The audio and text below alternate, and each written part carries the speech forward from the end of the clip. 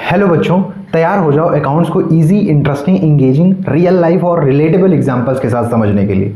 चलो शुरू करते हैं। तो ये हमारा पहला चैप्टर है फंडामेंटल्स ऑफ पार्टनरशिप।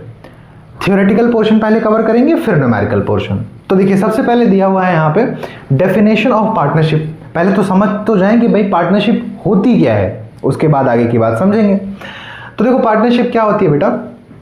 अगर हम इसके रियल डेफिनेशन की बात करें तो लिखा हुआ है according to the section 4 of Indian partnership act 1932 के हिसाब से पार्टनरशिप इज द रिलेशन। एक एक शब्द पे गौर करिएगा। Partnership is the relation.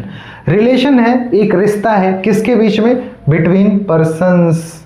दो लोगों के बीच में क्या है? एक रिश्ता है। ठीक है, तो दो पार्टनर्स के बीच में, तीन पार्टनर्स के बीच में, चार पार्टनर्स के बीच में एक रिश्ता है। और ये रिश्ता कब बनता है बेटा? तब बनता है जब who have agreed to share the profit of a business. और ये रिश्ता कब बनेगा? जब दो पार्टनर आपस में मिलके प्रॉफिट को शेयर करेंगे, तब ये रिश्ता बनेगा। ठीक है, जैसे कोई अगर एक लड़का और लड़की है और उनके बीच में अगर पति पत्नी का रिश्ता बनाना है तो क्या करना पड़ेगा? ऐसे ही बन जाएगा? नहीं, पहले हमें उनकी शादी करानी पड़ेगी, राइट। तो यहां पर भी वही हाल है कि कोई भी दो लोगों के बीच में पार्टनरशिप का रिलेशन तभी बनेगा जब ये दोनों मिलके बिजनेस करेंगे, पहली बात, और दूसरी बात उससे होने वाले प्रॉफिट को आपस में बांटेंगे, राइट। Very good.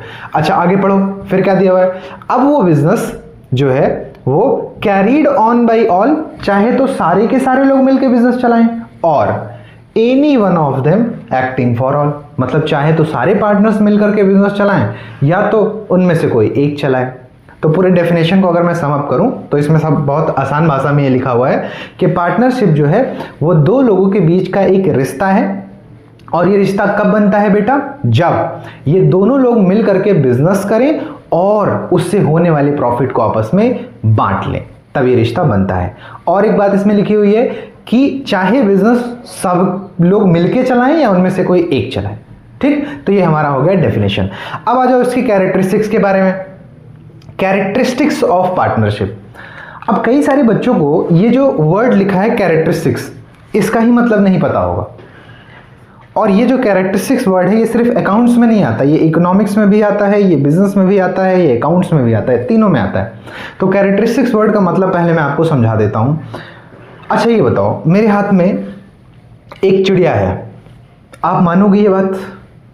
मेरे हाथ में ये चिड़िया है, आप मेरी बात नहीं मानोगे। आप कहोगे सर ये तो मार्कर है, आप हमें पागल बना रहे हो, ये चिड़िया कहाँ है, ये तो मार्कर है। मैं बस आपसे इतना पूछना चाह रहा हूँ बेटा कि अगर ये चिड़िया नहीं मान रहे हो आप, तो क्यों नहीं मान रहे हो? आप मुझसे कहोगे सर चिड़िया के पास तो चोंच होता है, चिड़िया के पास तो चोंच होता है, इसके पास तो नहीं है, इसलिए पहली बात। दूसरी बात, चिड़िया उड़ सकती है, ये नहीं उड़ सकता। सेकंड। तीसरा, चिड़िया एक लिविंग बीइंग है, ये एक लिविंग बीइंग नहीं है। चौथा पॉइंट, चिड़िया के पास एक पंख होता है, इसके पास नहीं है। इसका मतलब बेटा हमने ये जाना कि चिड़िया के अंदर कुछ 4-5 खास बातें होती हैं।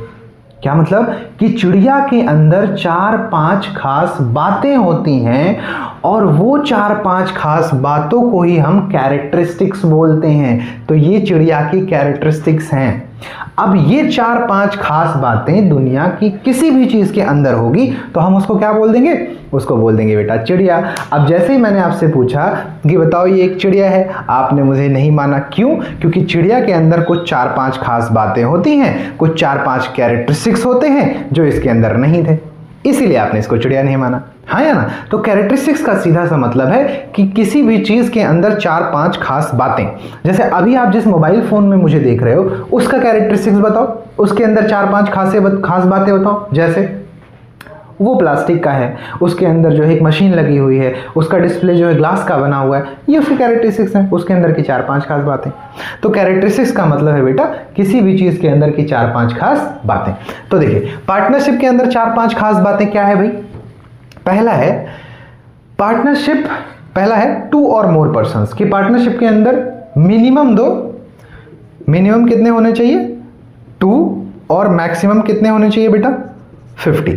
तो मिनिमम 2 पार्टनर होते हैं और मैक्सिमम 50 होते हैं। अच्छा, ये जो मैक्सिमम 50 है ये किस एक्ट में लिखा गया है? अक्सर ये क्वेश्चन आता है, तो ये लिखा गया है, नहीं, पार्टनरशिप एक्ट में नहीं लिखा गया है, ये लिखा गया है कंपनीज एक्ट 2013। कंपनीज एक्ट 2013 याद कर लीजिएगा इसको, एमसीक्यू में पूछता है, बहुत जबरदस्त क्वेश्चन है। मिनिमम 2 होने चाहिए, मैक्सिमम 50 होने चाहिए, और मैक्सिमम 50 किस में लिखा गया बेटा?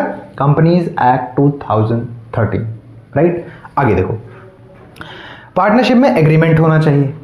अब एग्रीमेंट 2 तरीके से होता है। कितने तरीके से होता है? बोलो बोलो मेरे साथ साथ, बोलो बोलो बोलो, जल्दी बोलो। 2 तरीके से एग्रीमेंट, 2 तरीके, ओरल और रिटन।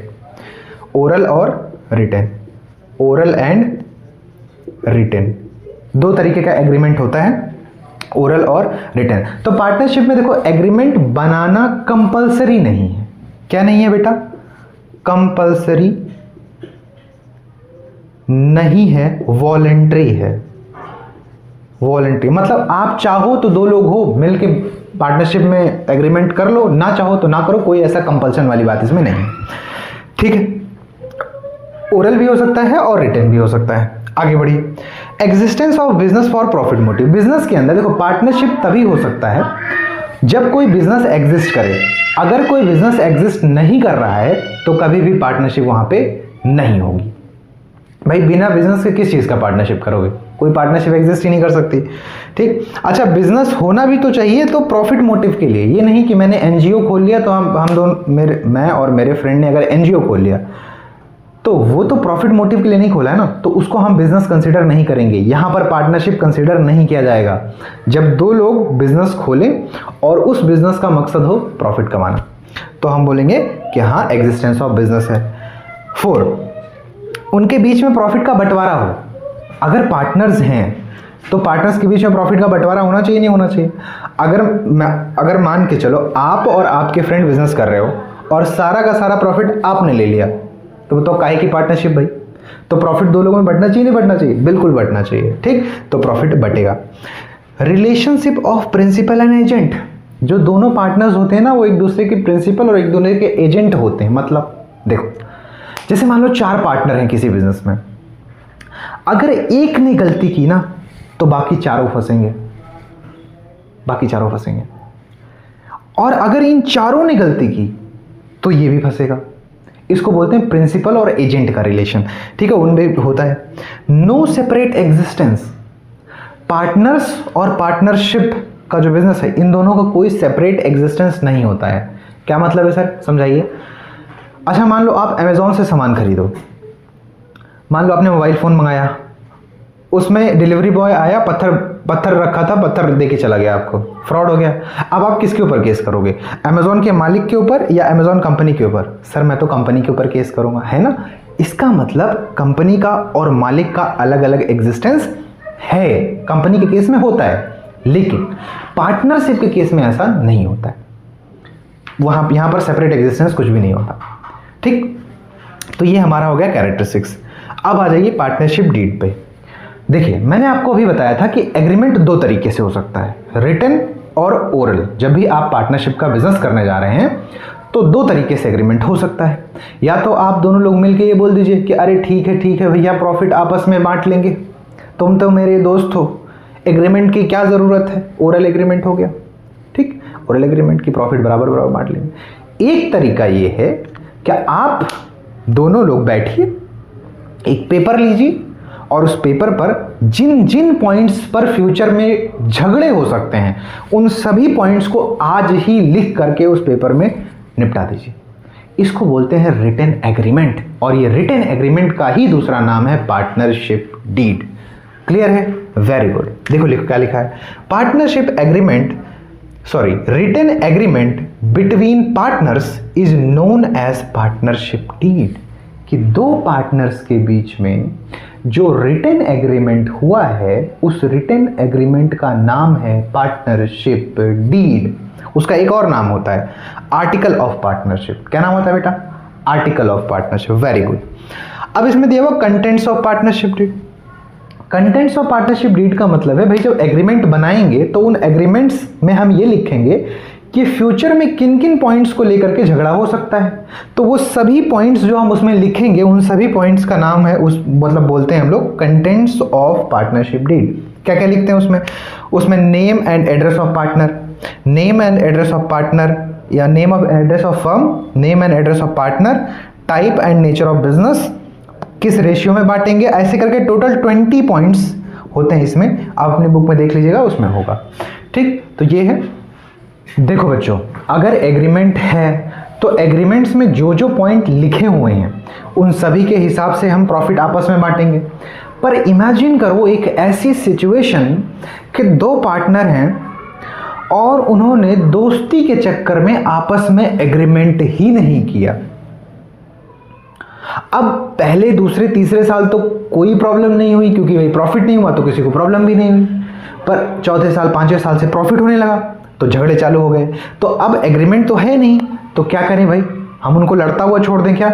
नहीं, हम अकाउंटेंट हैं, हम हर चीज का सॉल्यूशन निकालेंगे। तो जब एग्रीमेंट नहीं होगा तब कौन सा रूल अप्लाई होगा? देखिए ध्यान से, rules applicable in the absence of partnership deed, कि जब पार्टनरशिप डीड एग्रीमेंट नहीं होगा उनके बीच में, तब क्या रूल्स एप्लीकेबल होंगे? Profit will be shared equally, profit को वो लोग बराबर बराबर बांटेंगे, आपस में इक्वली बांटेंगे। दूसरा, interest on loan given by partner to the firm, अगर कोई पार्टनर है और इस पार्टनर ने अगर बिजनेस को लोन दिया है, अगर किसी पार्टनर ने बिजनेस को लोन दिया है तो इस लोन पर इसको 6% से इंटरेस्ट दिया जाएगा। कितने परसेंट से दिया जाएगा? 6% से दिया जाएगा। फिर बच्चे देखो, no salary will be allowed, कोई सैलरी किसी को नहीं दिया जाएगा, चाहे कोई पार्टनर मांगे या मांगते मांगते थक जाए, हम उसको नहीं देने वाले हैं। No commission will be allowed, किसी पार्टनर को कोई कमीशन नहीं देंगे, चाहे मांगे या ना मांगे। नो आईओसी, आईओसी का मतलब होता है इंटरेस्ट ऑन कैपिटल, किसी पार्टनर को आईओसी नहीं देंगे। ठीक, नो आईओडी, आईओडी का मतलब होता है इंटरेस्ट ऑन ड्राइंग। जब ये सारी चीजें हम किसी को दे नहीं रहे हैं तो इंटरेस्ट ऑन ड्राइंग उनसे ले कैसे सकते हैं? इंटरेस्ट ऑन ड्राइंग भी उनसे नहीं लेंगे, उनसे चार्ज नहीं किया जाएगा। ठीक है, तो ये हो गया हमारा थ्योरेटिकल पोर्शन। नेक्स्ट वीडियो में हम लोग करेंगे सारा न्यूमेरिकल पोर्शन चालू, जिसमें हम लोग प्रॉफिट लॉस एप्रोप्रिएशन और कैपिटल अकाउंट वगैरह बनाना सीखेंगे। तो थैंक यू सो मच, और बताइएगा अपना एक्सपीरियंस कैसा रहा लर्निंग। Thank you.